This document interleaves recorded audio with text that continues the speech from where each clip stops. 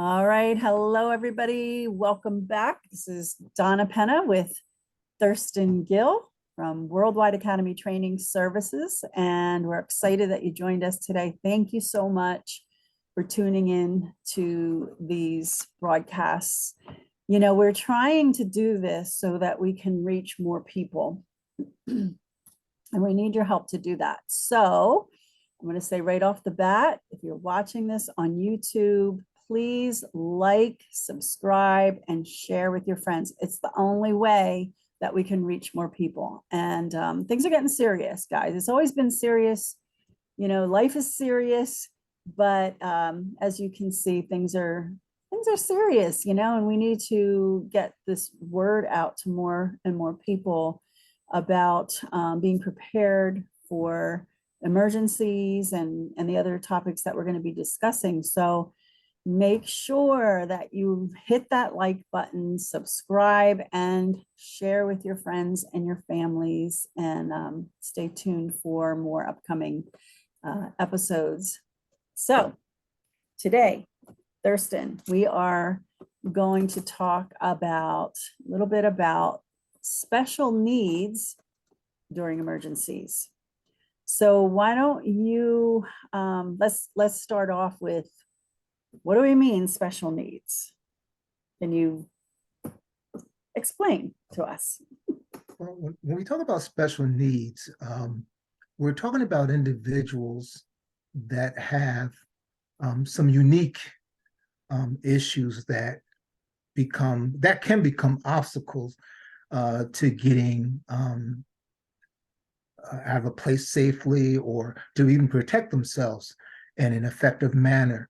And doesn't necessarily mean it's physical ability. Also can be mental, emotional abilities as well, can be hampered. And so that's what I talk about is, you know, kind of overcoming the obstacles that what we consider a normal person wouldn't have to deal with in order to be safe, and render a situation safe, or to get to a safe area for that matter. Mm-hmm. So that's what we're talking about. Now, let me say this: when it comes to preparedness, everybody pretty much has unique needs. I mean, my preparedness profile is going to be look different from Donna's. Donna's profile is going to be different from mine, because each and every one of us have different needs. But then there's those individuals that have special needs. So as an example, I want to use myself, and also my family dynamic that has changed considerably within the last week or so. First of all, for my wife just recently got a pacemaker implanted yesterday, or day before yesterday, should I say. And so she is physically impaired, limited to what she can do. Now, I have to take that in consideration. Even though it may be temporary, I have to start thinking about, what do I need to do? What preparations do I need to put in place to make sure that if an emergency does arise, how are we going to deal with that issue? And as if that wasn't enough, my mother-in-law fell down the front steps in our house and had to have knee surgery as a result. She's in surgery this morning, as a matter of fact. Again, you know, I have two individuals already that are going to be physically impaired in case of an emergency. So what are the dynamics, what type of dynamics need to change in order to make sure that I can keep them safe? And even using myself, I have partial vision loss in one of my eyes. And it really, put it this way, I have to work extra than a person with normal vision in order to make sure that I'm safe. Even just, they say, you know, watch your six, and you know, swelling of the head and what have you. Well, my head has to swivel a lot more often and a lot further than the average person, because I have to cover these dead spots. So each of us, like I said, have unique needs, but some of us have special needs that we have to overcome.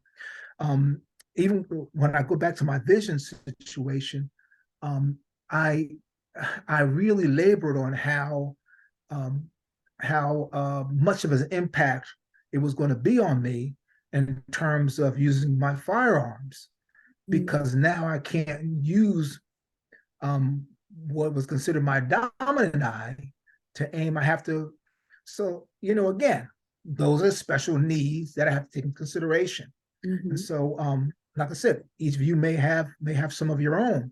We might not even consider it to be special needs, but mm, we have to understand that whatever can hamper our ability to work quickly and effectively to render a situation safe or to be evacuated from one location to a safe one, those particular issues are special needs, and we have to make special considerations for. yeah. Wow. And that, as you're sharing about the things that have happened in your family, I'm thinking again, we can, like in your case, you know what your need is, what's going on with your eyes. But we can make the preparations as best we can at the time that things are going on, but we never know what else is going to come up. So, Yes. you know, um, we talked about this before, that whole thing of being overwhelmed, of being prepared for every situation, we can't. And, I was thinking that, this past week in my old neighborhood, and I shared this with you, a couple blocks from where I lived, there was a devastating fire, 15 row homes just damaged, everybody, 61 people lost everything. And in that Mm. situation, we're just thankful that everybody got out. There were a few injuries, firefighters, but and how prepared there are things that you can do to be prepared for that. But in that situation, that's total destruction, you know. We can't always. So, and my point is just that we do the best we can with what we have at the time. Try to have a little foresight, and prepare as best we can. Like the saying, how's it go? Prepare for the worst, hope for the best, kind of thing. So, Excellent. and I've been thinking myself too. I have a situation, with my mom who, um, has special needs as far as, remembering things, and um, to put it together a plan for her to remember, it's probably not going to happen. So, Right, so right. it's like, okay, it's all on my shoulders. I've been thinking about that a lot lately. Okay, what happens if this? What should I do here? Mhm. So there are things that, yes, we can do to plan out. So, um, Yeah, um, one thing that I admire about certain people that have disabilities, and these people are you can you can tell that their mindset is um, is like wired to overcome and conquer no matter what. mm, Some people have really debilitating disabilities, but yet they have figured out a way, of course, with supports, figure out a way to overcome those obstacles to be able to function in what we consider as normal life as possible. mm, So I think just starting with the mindset that we got to be adaptable, and that's a very important term. It's a very important mindset, and it's something that we're just not going to get far unless we have it. mm, Um, we have to adapt to compensate for where there's a lack. And you have to think, you may end up having to think out of the box in order to do that. mm, Um, I have a number of preparedness projects in my mind, and some of it's not only in my mind. It has manifested to a certain degree or another. And my latest thing is looking for alternative means of transportation. So I purchased an electric bike, and prior to that purchase, I've done a lot of research, and before I made the purchase, because the bike was not for recreational reasons; it was for emergency preparedness reasons. Mhm. And so it just required a whole lot of research, deciding what I wanted it to do, and so on and so forth. Mhm. But even that, I thought I had a pretty good basic plan, but even that plan has to be altered because I never really considered the fact that, well, suppose, I'm assuming that my wife Michelle is just going to be able to get on a bike and, you know, and just go, and my Mhm. mother-in-law as well. But I can't bank on that. Mhm. So I have to look at different types of bikes that I probably wouldn't have considered looking at before. And I don't want to go too much into that, but and maybe I'll do a talk on electric bikes. But even if it's a non-pedal, I'm sorry, a non-electric or acoustic or pedal-only bike, we can't rely on the ability to be able to drive, get in our car, get behind a wheel, and drive away to safety in the sunset. Um, Yeah. I've learned from too many other people's experiences that we can't always bank on that. You And need so, and that's why I started this project. you need one of You say that? those. You need one of those with a sidecar. Yeah, exactly. It's so funny because I actually found a picture on Facebook the other day. It was a joke, but it was really funny. It was a guy on his motorcycle and he had those sidecars with his grandchildren in, you know. Yeah, exactly. Um, And they do have them. Honestly, they do have them.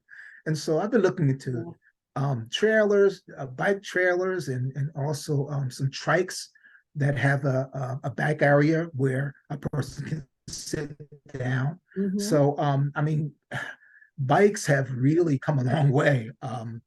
And I'm definitely looking at that as an alternative to transportation, not to mention also, yeah, fun too. Yeah, they have those in the other countries, right? That they use all the time. Absolutely. You know, Absolutely. Asian Places like countries. Netherlands and Yeah, places in Europe and yeah. Asia as well. But That is the main key of transportation for most people. I want to say again, go back to what you said in the beginning was that it's mindset. You know, we have to Yes. have this mindset overall before we can even plan anything. We have to have the mindset that we actually need to plan and we actually need to look into Absolutely. things. We can't just, Yeah. and I'm guilty of it too myself, Mhm. sometimes this like because life gets in the way, the immediate, right? The things that are urgent Yes. now, we have to take, Yeah. and that's Yeah. we have to live life. But we have to Mhm. have that Yep. mindset, like you are looking ahead, you're being realistic, me with my mom, Yes. and Yes. as time, and people that others who have elderly parents or again special needs that maybe they can't do this for themselves, so Right. Exactly. that's the first Exactly. thing is definitely that mindset. And I Yeah. think that that is one of our major goals or, Yes. purposes is to get people's attention before the emergency happens, because that's what really Absolutely. gets people's attention, but it's usually too late. Yes. But to get Yes. their attention beforehand and to start to have that mindset. And because once you become aware, then, as you're looking around, like we talked about in, I think, one of our last meeting, that, you're looking around places like the dollar store or wherever you're out and say, hey, I could use that. I could use that. I was in the dollar store the other day, again, looking, what do they have that I can pick up, cheap. But again, Absolutely. that mindset and then being aware, but not only being aware, putting it into action before. That's right. So That's right. Absolutely. And I want to revisit the other issue that we talked about before as well is combating that feeling of being overwhelmed. Mm, It's just too much. My situation is too difficult. My situation is different. My situation, the life goes on and on and on and on. We got to get past that. mhm, Um, yes, your situation is difficult. I don't doubt that, but it does not mean that your situation means that you can just fold up, lay over, roll over, and die, mm, and or fold up and die, or leave your family to die. So we just have to get past these mental barriers, and then even after that's done, a person's aware, a person's conscious, a person is taking the steps to put certain things in action. We got to understand also, and I'm coming to understand that when it comes to emergency preparedness, it's not a once you got it, you're all how can I say, you're all mature in it. There's a maturation process, if you will. I think that as time goes on, as the years go by, as the more experiences you have, the more situations you read about, you begin to mature a lot. And I find this a lot with people that are so excited about the things, preparedness things. That's exciting. It really touches like a nerve in us that ooh, a toy, a preparedness toy, yeah. and don't know how to use it, don't even know if it's practical to use, you know. You kind of like grow past that. All of us have been there. I have Mhm. to. Well, my first go bag was so heavy. It was like it's crazy, It was crazy, I still have but some like that. it was crazy. And I really did not understand. It takes training and some reality to kick in for you to really kind of get it. And when I went away for this urban training in Atlanta, and I was carrying this little cachet that I had with the stuff in it, and I was running uphill, and it's like, oh my gosh, I got to rethink. We're going to have to um, take a minimalist mentality when it comes to stuff you have to carry and run with. And Yeah. so, and so I think I want to make sure that everybody understands there. It's a process. It really is a process. But once you get over the feeling of overwhelm, first of all, once you got it, okay, I need to prepare. I understand. I see. I don't see the whole picture, but I get a sense Mhm. now, an understanding that I need to start doing something. You start moving from there, one step at a time, one bit at a time. You're not going to be entirely ready for everything all at once. You're just not. And even when you do have all the time, you're still not going to be able to be prepared for every single thing. Right. But I will say this: we need to shift from having things to having the mindset. Because if you have the mindset, you're not going to depend upon a lot of things, Mm, because you're with your mind, the power of the mind that the Lord has given you, with the experiences and skills, you're going to be able to use what you have to make it work to what you needed to do. that's good. Yeah.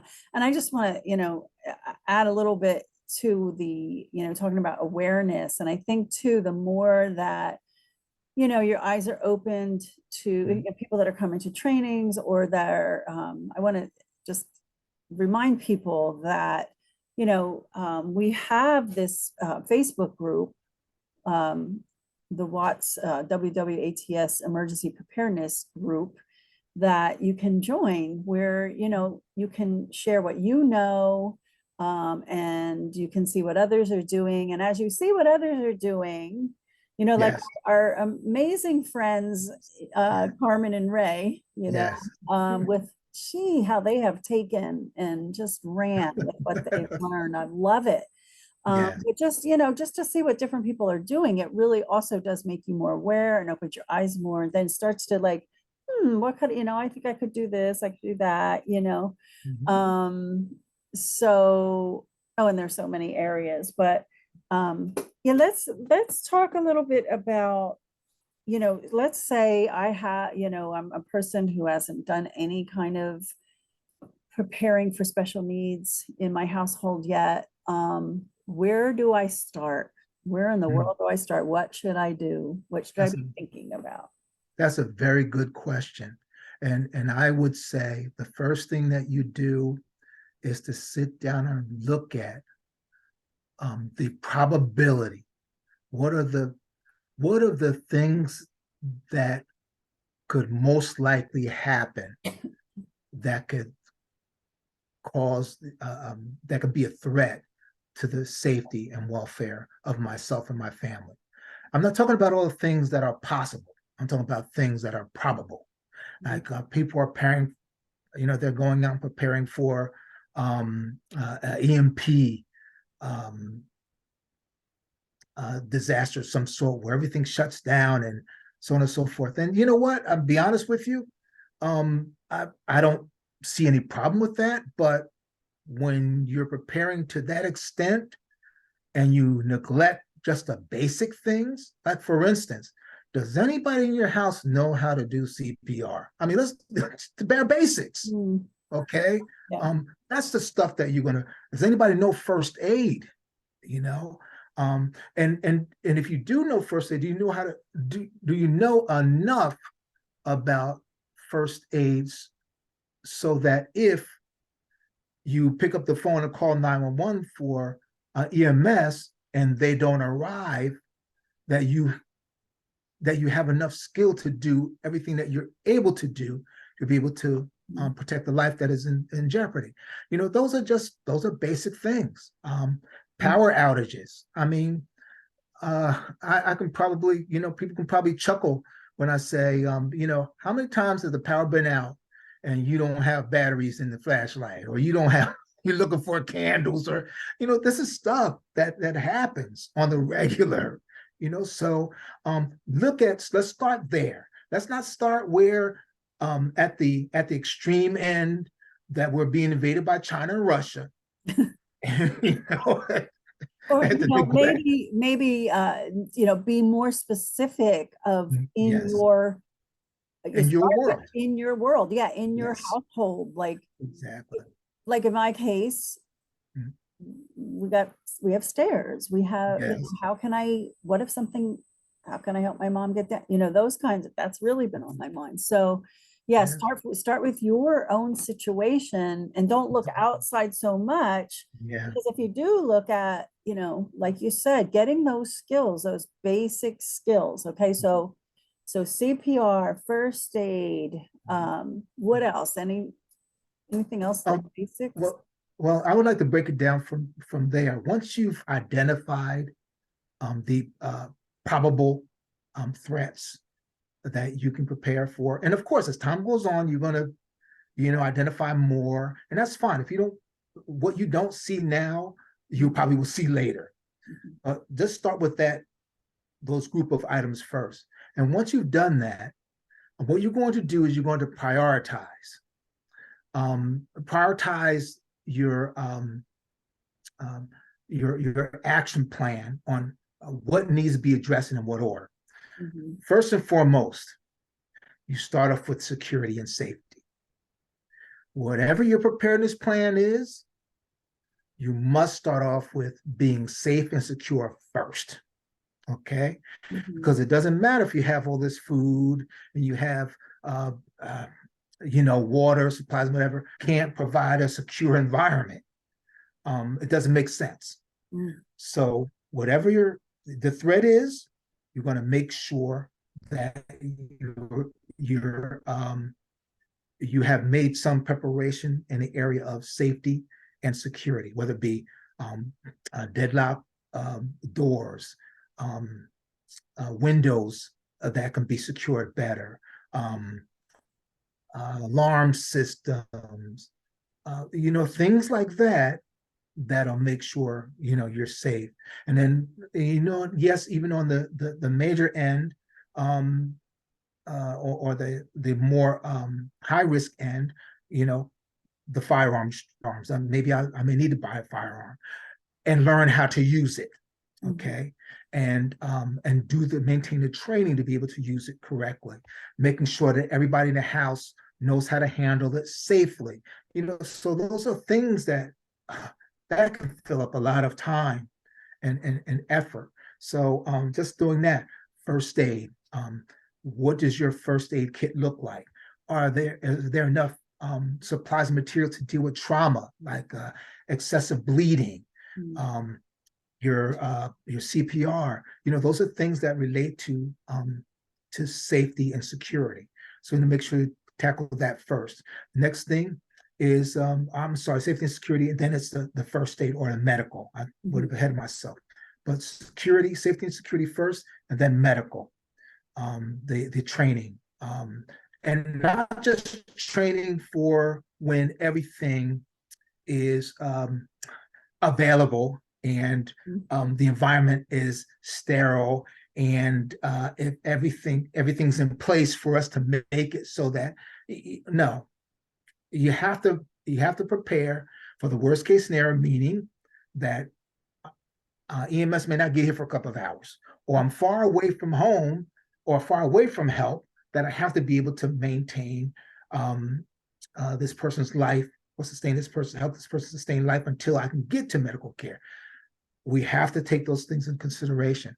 Now, after safety and security, after the medical, now we can talk about shelter. Suppose I can't stay in my house safely.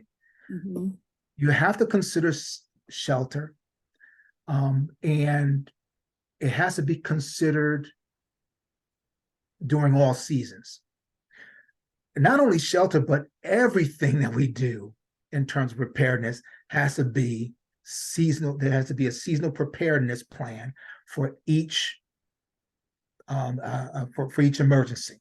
Yeah. So my plan and supplies are going to look different from winter as opposed to summer.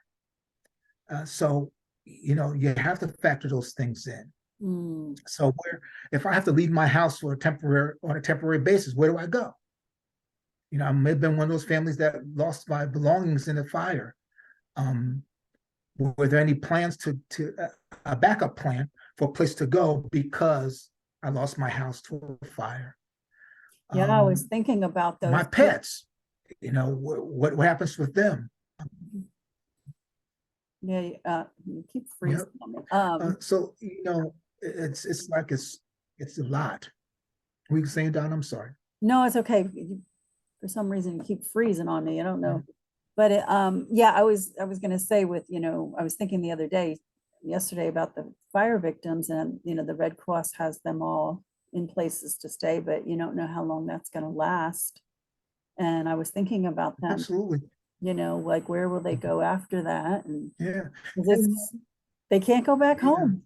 And then some of us, no, they can't. No, can't. And then there are some of us that prefer not to go into the emergency facilities that are provided by the non-government or government agencies that provide them.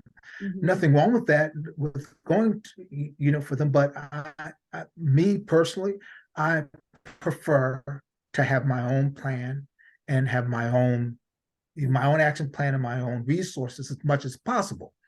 Not to say, like, again, if there are routes that are available to you and you want to take advantage, use it. I mean, there's nothing against it. But with what I know, I'm not going to pass off. I'll leave room for somebody else who needs it to be there. I can take care of myself and my own family as best as possible, and I'll just leave room for somebody else because I just feel I can take care of my needs as best I can. And I frankly, I think the more people that think like that, prepare like that, it'll create a lot less of a burden on those folks that have to provide for those individuals that are in need. And that goes back to that mindset again. Yep, exactly. Exactly. And not only with my family, but even also, and from a Christian perspective, I'm already hardwired not to think just about me and mine, but also to provide room for other people, for them to be able to for put us in a position where we can also help care for other people as well. And of course, the bigger the community of individuals that think that way, the more we can do to not only provide for our families, but also provide for other people as well. So that's why it's important to network as much as possible. But moving on from shelter, now we've got to I deal just want with, to add one sure. second, if you don't mind, that, and that's another goal of ours, I guess.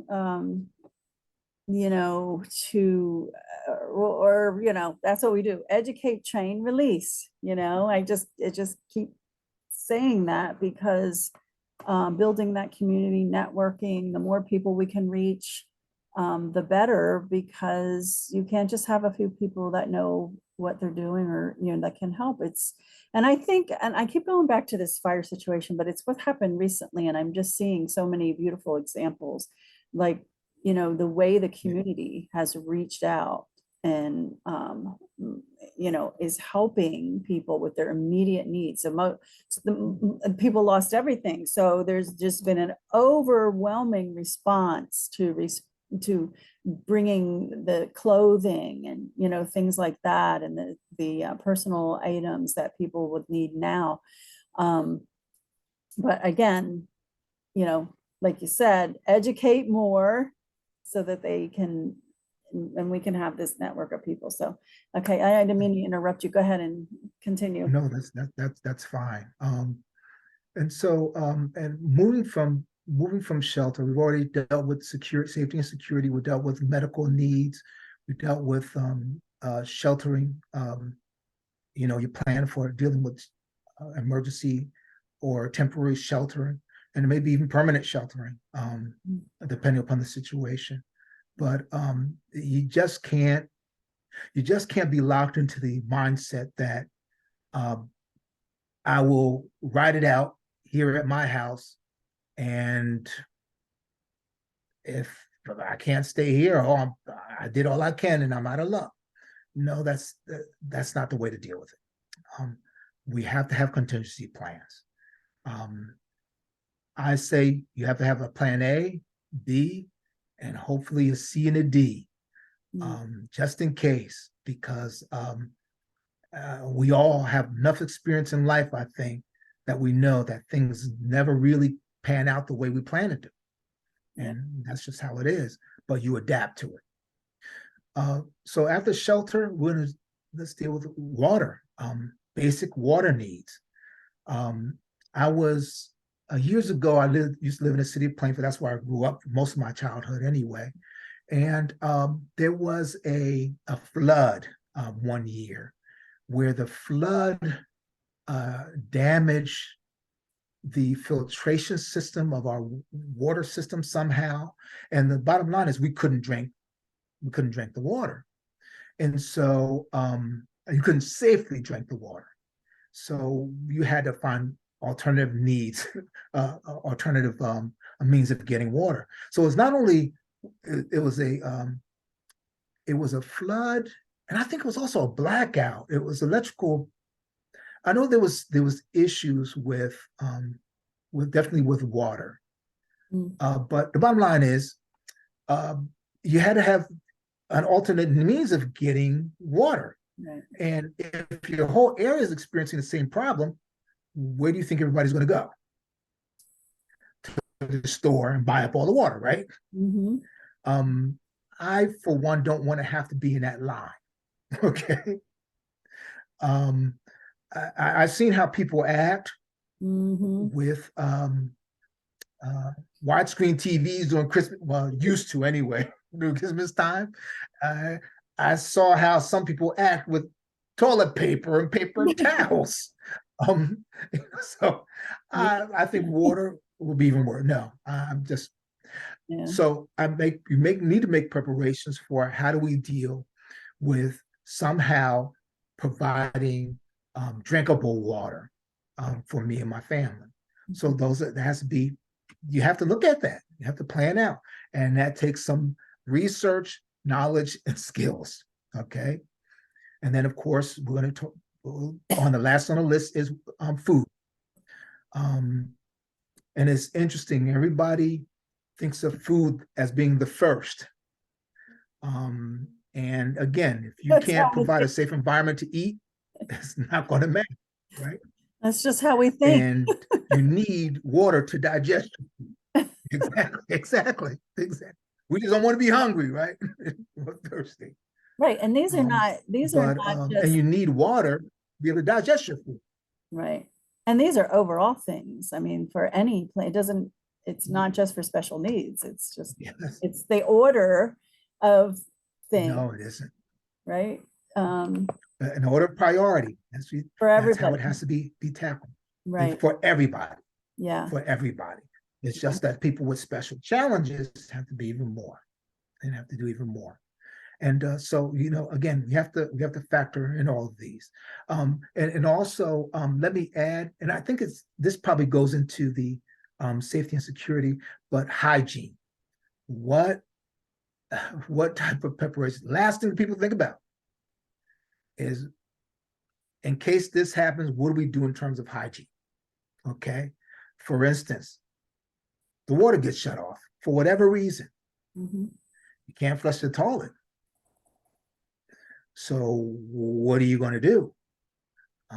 Do you? I can tell you because I've had that experience several times in my life. Yep. One, Yep. not because of a disaster or anything. We won't talk about that one, Yeah. but I've had that happen. I lived for a brief time in Virginia, and there was an ice storm, and we had no power for a week. Lived on a farm where the pump for the the sanitation, this toilet, all that was up. Yep. Couldn't flush it. Well, and I'm telling, and it was hard for me to deal with that. But but here's the thing. Because of what I learned from that, I could then say, okay, I'm going to be prepared for the next time. There you go. I'm going to, do this. So that's, yeah, I've had experience with that. Yep, exactly. And I don't, I don't consider myself special needs, but at that time, I had a special need. Exactly. So, yes. And so, again, these are all steps that everybody needs to consider. But if you have special needs, you have to consider it. And, again, your consideration may be in a different way altogether, in terms of transportation, hygiene. Also, people that have special needs, their special needs may also include medications.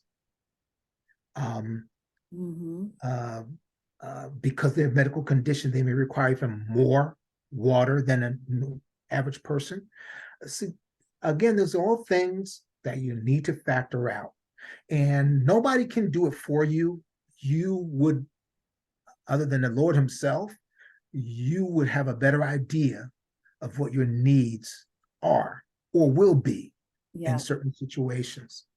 I want to just, if I can interject here, something about the medications. For prescriptions, I know that you can get they'll give you a supply ahead of time. Yes. So address that a little bit, because I know you've taught that in class, like how we can kind of set some aside. Right. First of all, I try to get all of my medications as much as possible, get a 90-day supply as opposed to just a month. I want to be in the habit of having more on hand. And sometimes, and I guess everybody's financial situation is different. I just happen to be blessed with a plan where I can actually do that. And many times your physician will have to give authorization for that to happen, given 90 days as opposed to a month. But I would strongly suggest that you get into the habit of getting 90-day supplies if you can afford it. Mhm. So if something happens, you have you just don't have the 5 pills you have for the for the rest of the month, Mhm. and you have no backup. So that's number one. Number two, um, for me, I take no medication currently where if I were to miss a dose, it's not going to cause any effect on my health, negative effect on my health at all. Mhm. So missing a dose or two, it's fine for me. Mhm. I miss a dose at least once or twice a month. And what that does for me is give me an extra pill or extra eye drops Mhm. as time goes on that add up to extra in surplus.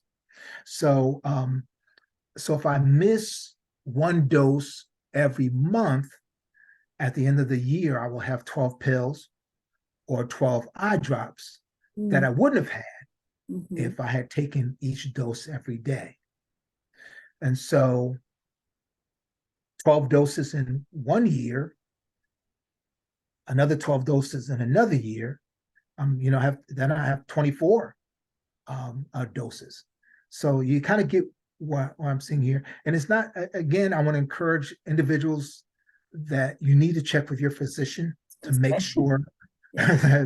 that this is going to work for you. We're not doctors. We're disclaimer here. We're not telling you what to do, but Absolutely, it's what we do. absolutely, Yeah. absolutely. Yeah. Discuss with your physician and ask if this is an option, an option for you. And in terms of preparing for emergencies, and be honest with you, some physicians will probably say, that's a good idea. I think that is a good idea, and you should do it. And then maybe it's becoming the physician says, "No way, Jose. Not going to happen. Well, I'm not going to sign off on that. You should take your medication." Then you do it. yeah, and it might be your Yeah, chance to teach your physician a little something that they didn't think about. Start to get them into that mindset. One of the that's things right. that I'm That's doing is right. they actually have Exactly. a medications emergency, and you probably have seen it, bag. But it's not prescription, obviously. It's on my Amazon list. Never What was ending. that? Over the But counter drugs?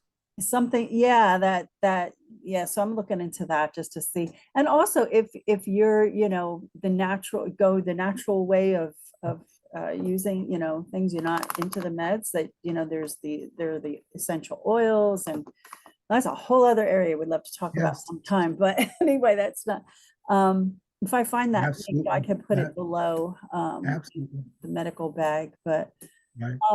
I go ahead. For those that, I'm sorry, for those that backpack and camp, um, do it seriously. We're already in the habit of including in our first aid kit um, medication for constipation, medication for diarrhea, medication for pain, Mhm. uh, medication for nausea. That's just all standard um, with us, and it should be standard in everybody's first aid kit to take care of those things that are most likely to occur, and you want to have something on hand. I have a friend that, we're talking about diabetics too. Like when she rides her bike, whenever she does, she's got what she needs in there to stop and to eat or whatever, you know. Yes, And yes, she's had some episodes when it's been really, really hot. Um, yeah, and yeah. yeah, so many things to think about. I, I don't want to interrupt you if you still have things that No, you want to talk about, but something came to my mind. And again, it's like mindset again. If we're dealing with a special needs child, and again, I'm kind of answering my own question, but depending on what their situation is and their mindset and all that, is there anything specific in maybe some specific areas or some specific special needs for a child that we could take a look at or think about, or as far as mentally, emotionally, and maybe even just emotionally preparing children, because Yes. there's this balance, right? You don't want them to be afraid to live, Mhm. um, but you also want them to be, again, we have to start teaching this mindset, And right? Donna, what's sad is that we have to talk about this like it's something foreign, because years ago, thinking like this was not foreign. That's why I had boys and Boy Scouts and Girl Scouts. We were always, you're taught the mantra, be prepared.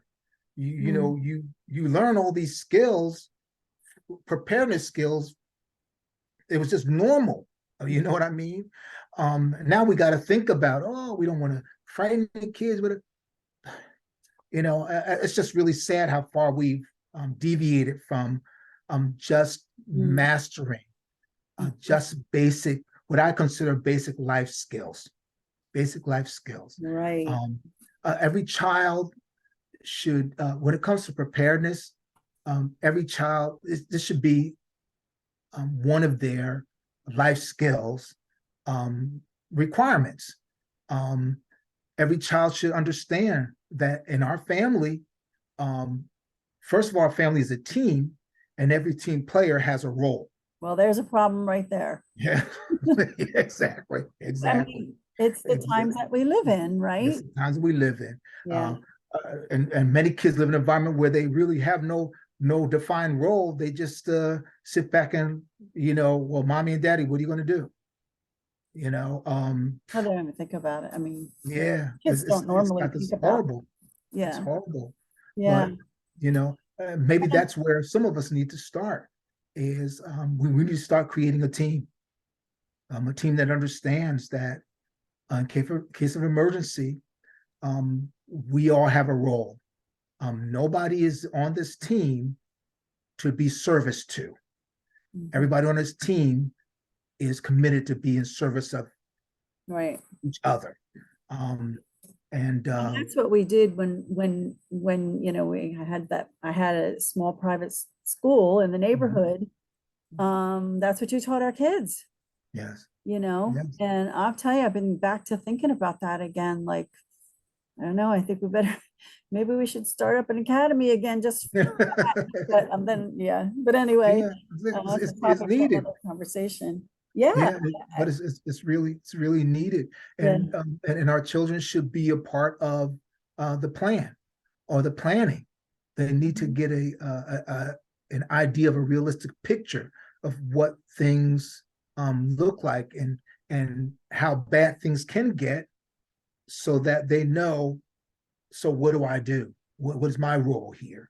Yeah. Um, we just drills, having drills with the family makes sense. Even if you don't actually walk through them, you should at least discuss them, Mhm. at a minimum. But Right. I will say, And I was going to say, and going back to the special needs again, that, that's a really good idea. If yeah, at first you need to get discuss used to. and then Mhm. do, and I need to get better at that. Right, Mhm. right. And whatever the need is, let's start walking through it with them, so that they get an understanding, um, uh, at least get it. And it's not going to be an exact idea, but get a general idea of what they're expected to do, in case of emergency. I mean, we do that. The kids are taught that in school. They go through fire drills. This is what you do. This is how you act. And for the most part, elementary school kids, they just pretty much know the drill. They walk. Their groups are usually managed very well.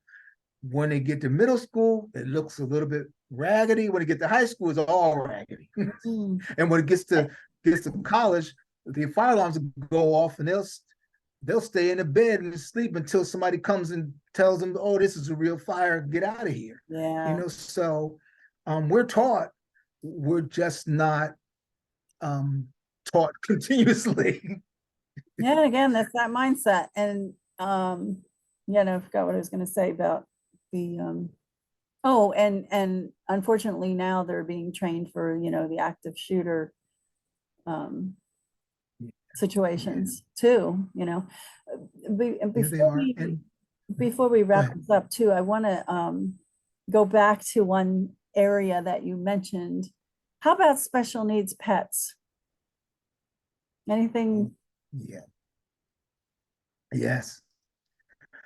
is Um, anything different? I mean, there, seems to me kind of yes. the same. Well, it's like anything else. We just have to make sure that provisions are made for them to be able to not only evacuate from the home setting, but to be set up into the new home setting. You know, what are their needs going to be? Um, I mean, I can't think of one particular special need that a particular pet. Well, I will say this: when it comes to carriers, I think that for me anyway, I got into the habit of putting a lead in my preparedness kit for my dog, so that if I don't have access to a crate to put him in to keep him contained, I can at least put him on a lead and secure it to a tree or whatever to Mm, make sure that he stays put. But again, you're gonna have to prepare for stuff like that, because many people, they have their pets in their homes, and basically outside of their home, they really don't think of, well, how am I, what am I going to do with the dog now that I have him? You know, yeah. I have this temporary shelter. I'm at somebody's house, and they don't want the dog running all over the house. So where do I keep him? What do I do with them? Let's kind of think ahead in those terms. But that's with a regular dog. What about a special needs dog? Um, you know, Right. a dog that has problems with urinating or bowel movements. You're going to need more supplies, Mm, uh, or means by which to get more supplies to be able to address those issues. yeah. What about a dog that just had puppies, Mm, and you have a batch of puppies, or a cat that has just had kittens?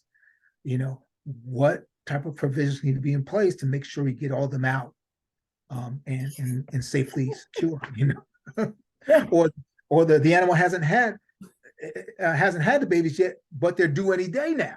Oh my gosh. Yeah, exactly. Well, Special needs. at the very least, pet first aid kit and an emergency a go bag kind of thing, right? Yes, yes, And maybe exactly. that's a topic for a future discussion is pet first aid kits and whatever. There's so much we can talk about, but Absolutely. um so let's have a close, anything you want to say in closing or Um, Also, I think I want to say too, and I'm going to bring this up. It keeps coming to my mind. mm, Um, every time we discuss the idea of preparing for worst case scenarios, um, I want to stress we have to have the mindset to prepare as if we have to leave from where we are. Um, and it's the same way with our pets as well. mm, It's great that you have an extra 50-pound bag of dog food stored for your pet in case of emergencies. But if you have to leave and leave in a hurry, you're not going to carry that 50-pound bag of dog food. mm, How are you going to deal with that? Yeah, you have this cellar filled with canned and jarred foods, and it's great, but how much of that can you actually carry with you? We mm, have to think through these things. You can carry food with you for a short period of time, but the way and the type of food you carry has to be different. And again, that's another a subject for another class.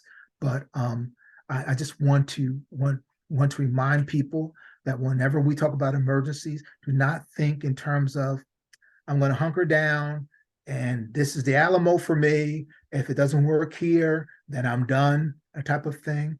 I want us to think in terms of, if I have to leave, what do I need to have with me to facilitate my safe transition to my safe haven? And then when I get there, what do I need? Right. Good. Well, thank you, Thurston. Again, you are like a fountain of information.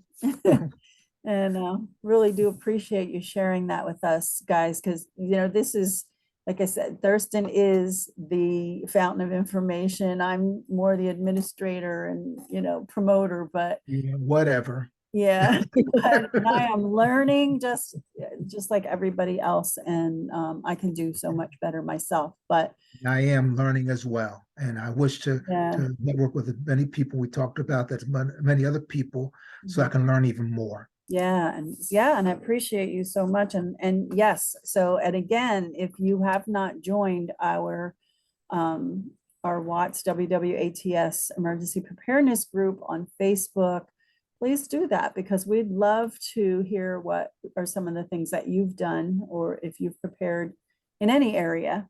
We're there to not only feed you with information, but that you guys can share with us as well.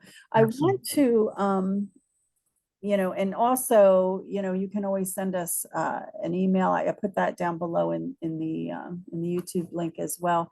I want to share really quickly before we go our website, because we do have a lot of trainings that are coming up, and I just wanted to show people where they can go to find that information.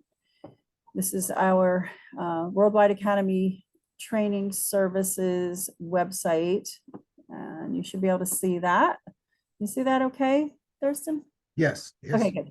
All right, so this is the home page.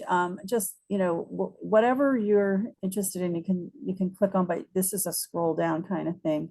We are a nonprofit organization. Anyone who, is tugging on your heart to support us, right here's the donate button. Very simple. You just go in there and donate. I have to say that I made a decision when I became a nonprofit back in 2011 that I was not going to receive any grants from government money. And so we are just, by the grace of God, the grace of Yah, just, surviving here as He provides.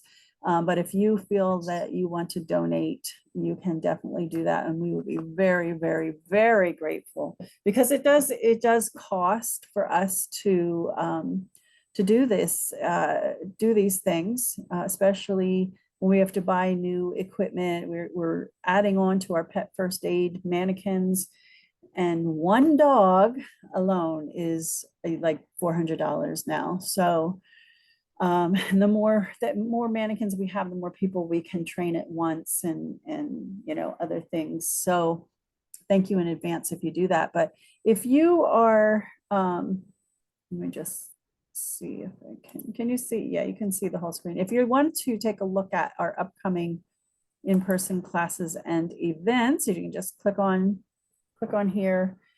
And we do have a bunch of things coming up, mostly in our area here. We've got some pet first aid and CPR classes coming up. There are descriptions here. You can sign it. You can register and pay right online. We have a personal protection for women special class coming up this Sunday in Bangor, Pennsylvania. Just scroll through here. You can see all of the things that are coming up. In July, CPR, first aid, AED, for people who have had these certifications already, renewal, not for healthcare providers.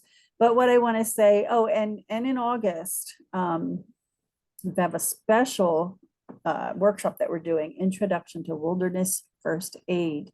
And I'm really looking forward to this one myself. This is the main steps by the first aid provider to deal with medical emergencies, and we've got an explanation here. You can sign up. A really great deal here for individuals and for families. So, and if you don't see a training on here, please join our, or you can actually, if you want to receive emails from us, just go to the contact page, fill out a very simple, brief email contact list form, and we can let you know via email what's coming up. But we also have a Facebook page, Worldwide Academy Training Services. Like I mentioned, we also have that emergency prep group. We also have a pet first aid and CPR group that was private, but we have now opened that up to others, which is another great place for you to come and learn some things and share what you're doing. So there are lots of ways that you can reach out to us. You can reach us, we can reach you. We want to, again, like you said, we want to just keep on building this network. So don't forget to like, subscribe, and share with your friends. Please, please, please give us, if you have any ideas of topics that you'd like to see us cover, please let us know. And again, we'd love to go live on Facebook, because then we can have some more interaction with comments and things like that. But we can't do that until we have 50 subscribers, and we're not there yet. I mean, one day we're going to be saying that we've got 5 million subscribers, and I'm believing that, but we need 50 right now. So, well, anyway, I'm not sure what the next topic is for next week, but you can find out by going to the Facebook page. And we'll see you then. Thank you for everybody. Thank you, Thurston, again. Thank you. Thank you, everybody. Yeah, thank you. We'll see you all soon. Take care. And remember, keep learning, keep prepping, keep sharing with people. All right. Don't lose hope. Yes, Ciao.